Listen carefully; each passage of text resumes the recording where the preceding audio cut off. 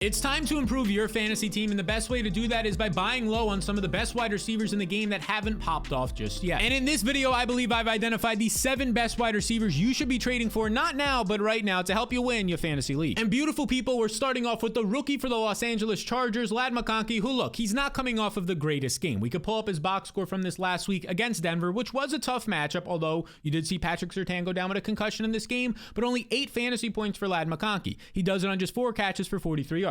Now, that's not great, but this definitely needs some more context because the underlying usage, once again for Ladd McConkey, the rookie, was good. And here's what I mean by that underlying usage. You can see right here on Fantasy Life, in week 6, we go down right here, I'm highlighting it for you, a 25% target share. That led the Chargers in week 6, and now let's look at every single week here. Look at the weeks and look at the target share. 28% target share in week 1, led the team. Week 3, 30% led the team. Week 4, 27%, and now week 6, he gets that 25%. So what does that mean? In 4 to 5 games this year, because the Chargers have already had their bye, he's been the number 1 receiver on the team. By far this season, it's him, not guys like Quentin Johnston. But in week 6, he didn't have a great game because it was just 4 catches for 43 yards on these 8 targets. He didn't find the end zone. He didn't have an explosive play downfield. And honestly, it's because the Chargers got up by multiple scores. They got up by multiple scores, and in the second half, they didn't throw the ball all that much. Instead, they let on J.K. Dobbins for 25 carries, which he couldn't even break 100 yards. He wasn't all that good in this game. I think he could be a potential trade-away option since he did find the end zone for 18 points. But it was the game where kind of what we expect from the Chargers. Their offensive line got healthier. They played with a lead. Jim Harbaugh said, let's run the ball 25 plus times with our starting running back, which means your wide receivers probably aren't going to get there most weeks when that happens. But we already know now. We already know through just 6 weeks of the season, and it's great that we didn't have to wait till the midway point of the year, that Ladd McConkey is the number 1 receiver on this team. Josh Palmer's been battling injuries all year, and he just doesn't look like that guy right now. And Quentin Johnston, remember when people thought Quentin Johnston was going to be the number 1 receiver on this team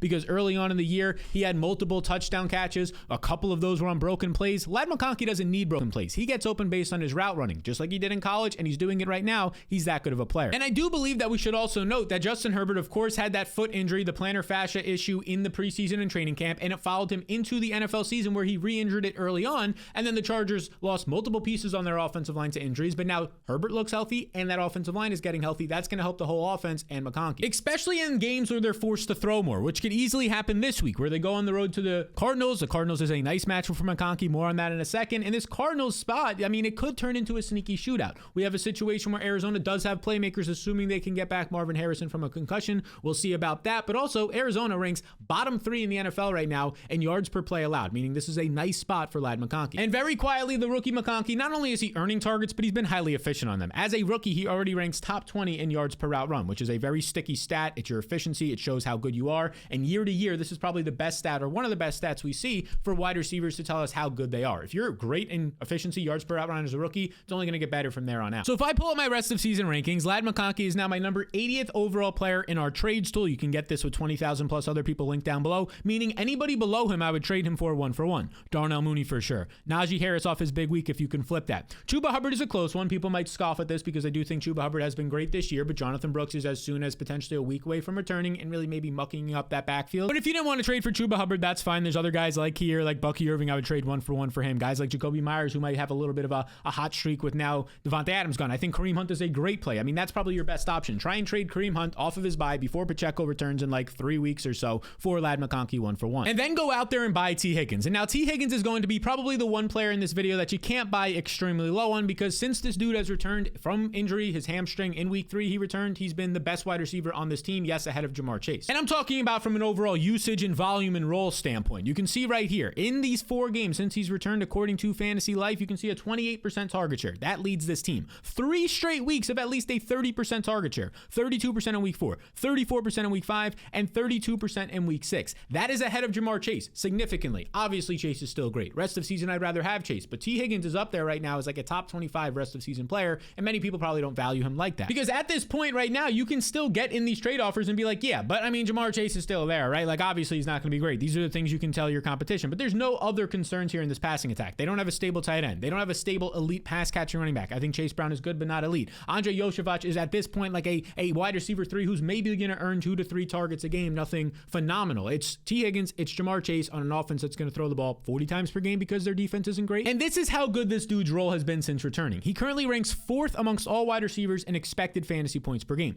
Based on his role right now, he's expected to score 21.4 points per game. That's better than Jamar Chase right now. Now he's averaging 15.7 fantasy points per game. He's missed a couple of big plays. His first game back, he just just missed a touchdown, was barely overthrown by Joe Burrow, but he looked good in that game. 13th in fantasy points per game. Everything about T. Higgins this year has been awesome, and it's the perfect time right now because this Bengals offense, although in real life they're 1-4, overall right now they look great. Check that. The Bengals are now 2-4 after a Sunday Night Football win against the Giants. But I think your final chance to buy T. Higgins, and again, you can't buy super low on him, but just to get him in a trade is going to be this week, because after this week, let's look at his schedule right now. He faces the Browns, who you can pick apart. They have a bottom 10 secondary this year, dealing with injuries and just atrocious. After that, though, the Eagles at home is a great matchup. The Raiders at home is a great matchup. The Ravens on the road, we already saw T. Higgins against them a couple weeks back. That is a strong and solid matchup. The Ravens' run defense is great, but their secondary is one of the worst 5 in the NFL as of this recording. So I want as many pieces as I can get of the Bengals offense. At this point, you really can't trade for Ja'Marr Chase. Nobody wants to trade him, but T. Higgins, I think you still can trade for when he's attached to Joe Burrow, who's playing probably top 3 quarterback play in the NFL right now, behind guys like maybe Jaden Daniels, behind guys like probably Lamar Jackson's up there. CJ Stroud's in that conversation as well, but since week 3 when T. Higgins returned, here's where Joe Burrow ranks. 3rd in PFF quarterback grade and 2nd in completion percentage at 74%. So right now, T. Higgins is easily a top 20 wide receiver rest of season for me. He's my number 41 overall player, meaning like 1-for-1 if your team needs a receiver, I would trade Josh Jacobs. They're right next to each other for me, for him 1-for-1. I think you can go out there and trade a Zay Flowers 1-for-1 for him off of his big 132-yard game. These are deals that I would do right now. Now that tool you just saw was my rest of season rankings. You can call it a trade tool, whatever you want. And again, over 20,000 people currently have access to it, and you can too right now today if you want. This is the updated version of it. So here's a sneak peek of my top 12 players rest of season on the screen if you want to screenshot it. But if you want me to scroll through, you can just get access link down below, and it's just a piece of my fantasy blueprint. You get my waiver wire tiers every week,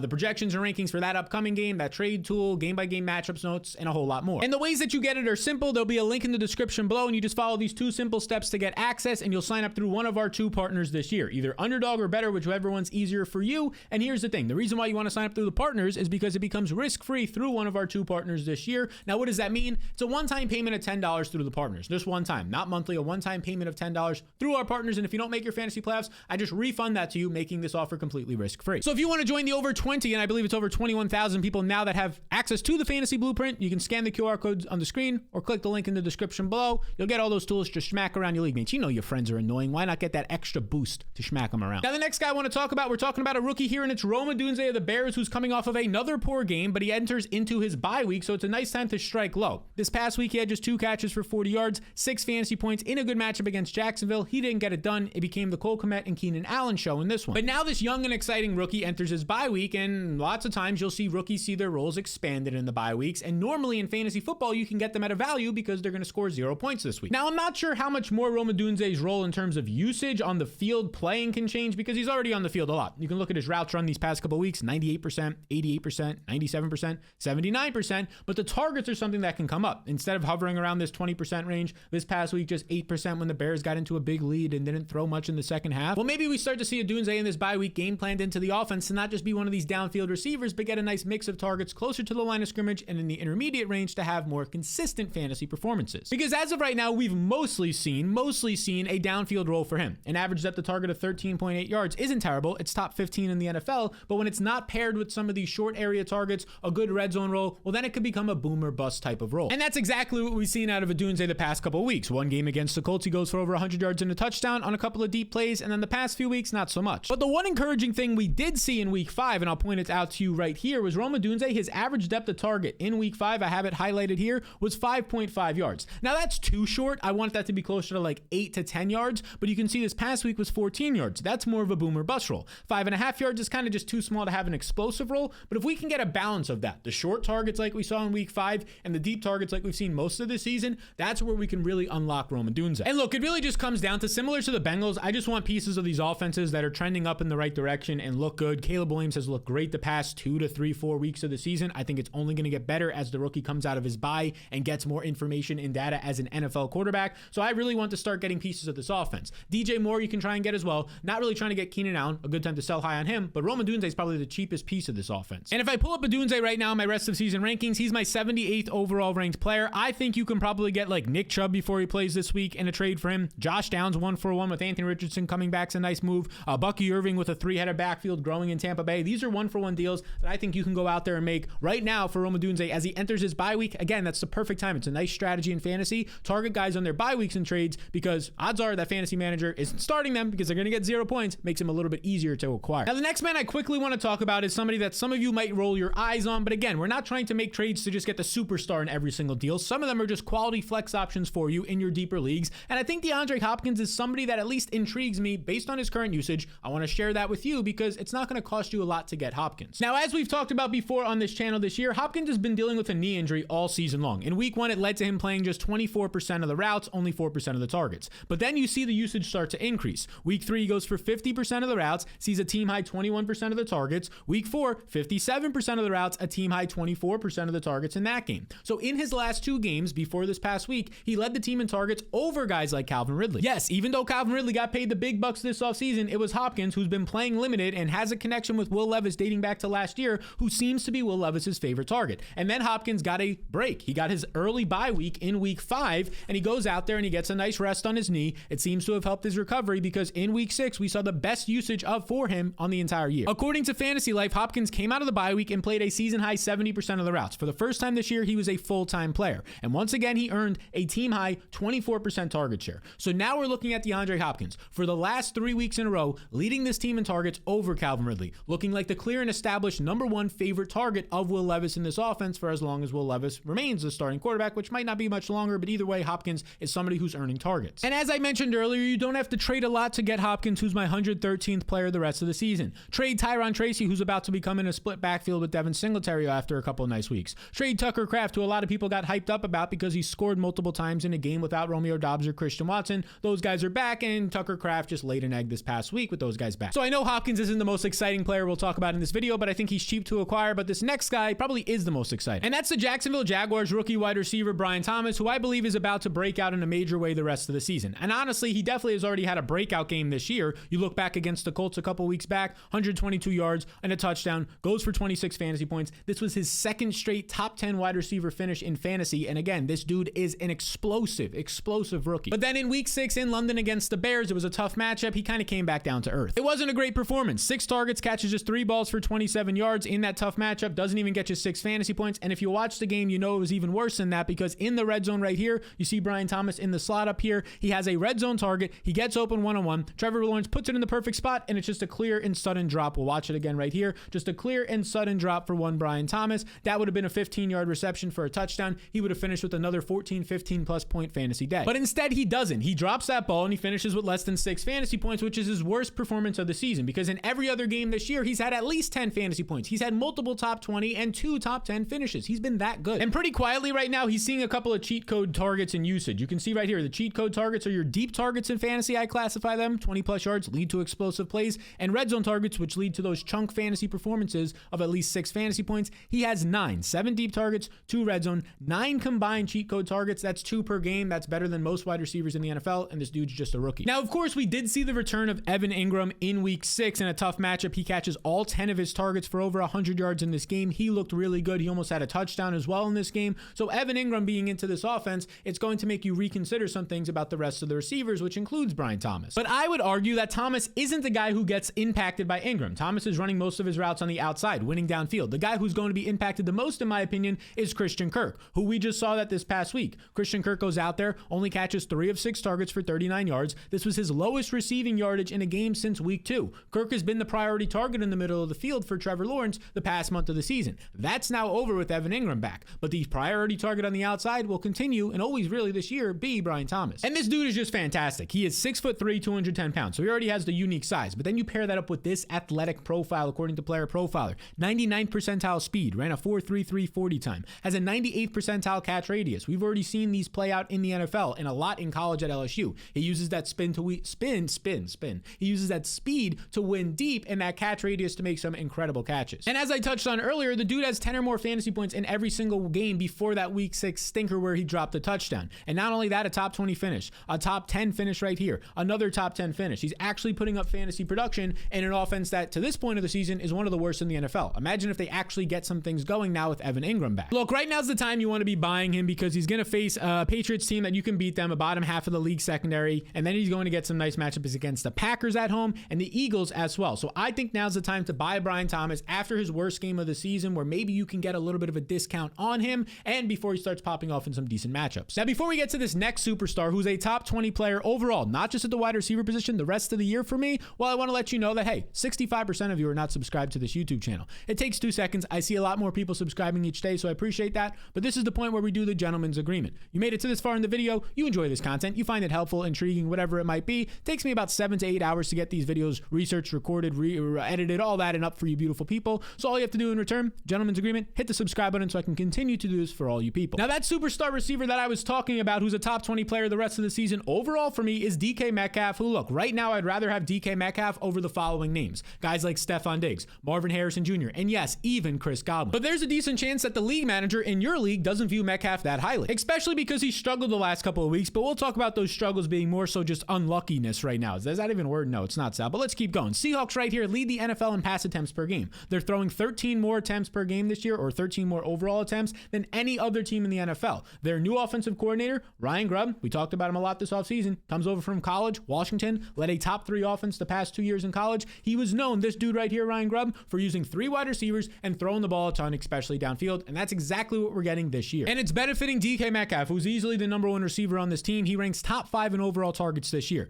54 targets through 6 games is a career high for DK Metcalf, who's also seeing the cheat code targets. We talked about it earlier with Brian Robinson. 9 deep targets. Ryan Grubb loves to throw deep in this offense. That's top 10 in the NFL. 2 red zone targets. He's already seen 11 cheat code targets through 6 games. Again, about 2 per game. That's going to lead to some of these explosive plays like we've already seen. 50-plus yard touchdowns for DK this year and a couple of red zone touchdowns as well. So Metcalf is still a top 20 guy rest of the year for me. I've seen enough on tape, enough with this offense that it looks really good. But his last 2 performances might have his fantasy managers looking to sell him right now. A couple weeks back against the Giants, just 4 catches for 55 yards, tackled on the 1-yard line in this game, got unlucky. This past week against the San Francisco 49ers on Thursday Night Football was one of the most frustrating performances you'll ever see. As somebody who has a lot of DK Metcalf in fantasy, a 3rd and 4th round pick in plenty of drafts for me, I landed him on a lot of my teams. Metcalf catches just 3 balls for 48 yards, but it was so much more than this. The dude had 11 targets, 12 depending on where you look, and just look at this. Look at this in this game. The second half of this game, a 50-plus yard touchdown. Metcalf at the bottom of the screen. You know this if you watch Thursday Night Football. You know this right here. Metcalf, bottom half of the screen, deep ball, gets behind the coverage as he's done multiple times this year, and scores a 52-yard touchdown that was later called back by an illegal shift penalty that was basically a phantom penalty, didn't even matter. Earlier in that same game, DK Metcalf, back of the end zone here, catches a ball, comes down, and he's barely out of bounds by legitimately 1 inch. 1 inch this dude is out of bounds by in this game. You can see it right there. Just a brutal break for fantasy managers, including myself in that contest. But you can expect a bounce back performance as soon as this week for Metcalf because he's just been that good. The offense is just throwing that much. Gino's been good enough this year. And the schedule coming up for DK is honestly as good as it gets. Matchup against the Falcons this week is strong. Matchup against the Bills, elite. The Rams is probably the best matchup you can find. 49ers is a beatable matchup. And then the Cardinals, again, they allow the 3rd most passing yards per play this year. These next 5 weeks for DK Metcalf are all plus positive matchups for him. Go buy him right now if you can. And as I mentioned in my fantasy blueprint right here, I hinted at it. He's a top 20 player the rest of the season for me. Number 17 overall, which means I would 1-for-1 trade Chris Godwin, which you're not really changing there. You're getting 2 good receivers. So maybe across different positions, 1-for-1 trade somebody like Christian McCaffrey. I would do that before he comes back. Jonathan Taylor, I would do that before he comes back. Aaron Jones, who's a little bit banged up. I like Aaron Jones this year, but I would trade him 1-for-1. Josh Jacobs 1-for-1 right now for DK Metcalf, who's coming off of 2 somewhat mediocre weeks, even though he's getting unlucky. Now the next player we have to talk about is a rookie coming out of his bye week here, and it's Xavier Worthy, who for the majority of this season, things haven't gone good for him. Remember week 1 on Thursday Night Football? He scores 2 touchdowns against the Ravens. He puts up over 20 fantasy points. That was great. He was looking like one of the best steals in the draft as like a 7th, 8th round pick, maybe even later in your fantasy drafts. But since then, it hasn't been good. Because let's just look at the game logs since week 1. Since then, you've gotten 2 catches, 2 catches, 3 catches, and 3 catches. 10 total catches in 4 games isn't going to get it done for you. His weekly finishes have been 69th, 76th, 23rd because he had a late touchdown on one of his only catches in the game, and then 38th thanks to a couple of end-around runs in that contest. Overall, though, you're not getting much out of Xavier Worthy. The Chiefs know that, and I think heading into the bye and now coming out of it, they're probably going to expand his role. Because man, oh man, they just need to at this point. You don't have Marquise Brown, most likely done for the year. Obviously, Rashee Rice, based on all the news and drama that went around if he's going to be out or not. He's now done for the year with that LCL injury.